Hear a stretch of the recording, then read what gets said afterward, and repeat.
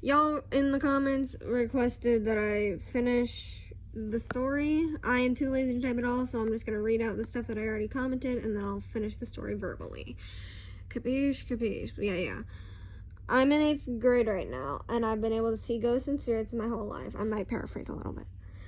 When I was in 7th grade and it was Halloween, which was 2024, about an hour before school was ending, we all got to go outside because we were getting like a Halloween party thing where they were giving us popsicles and letting us roam for longer instead of just during the 25 minutes of lunch. So the school is a forest across from the concrete slab connected to the building a few yards away. And on the left, there's a few yards of grass, then a small ditch, then more land, and a little bit more forest. On the right, there's a few yards of grass and then a road.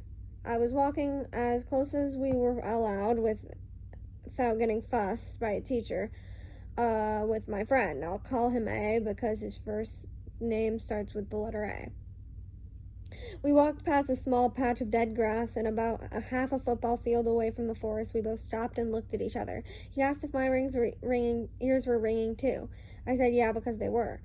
Then we both stepped backwards and it stopped. Then forwards, it started up again. So it was like this one point where we would walk past and it would make our ears start ringing. And then we would go back again where before the point and our ears wouldn't ring anymore. It was really weird. So our other friend, S, came up and he asked what we were doing. We told him to take a step forward. He did. Even after the point, he did not hear anything. So he took a few more steps, assuming that we needed him to go a little farther to know what we were talking about. And his ears started ringing. We know this because he told us, whoa, my ears are ringing. And then, no. A asked if his ears were ringing, and he goes, yeah, whoa, this is weird. How did you know that? And we both said, yeah, because our ears start ringing right here where we had told you to walk past. And he was like, that's really weird. And it was about a foot forward from our ringing point, like the measurement, not like a human foot. And he stepped back and forward a few times, and he agreed that it was really, really weird. So then, like, a teacher had called us to come back since we were too far away, so we were supposed to go back to the slab or a little bit closer.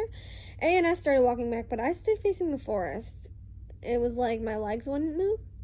I glanced back at both of them, and then I looked back at the forest. I started walking closer, but it didn't feel like it was me. Like something was controlling my body, but I was still like knowing what I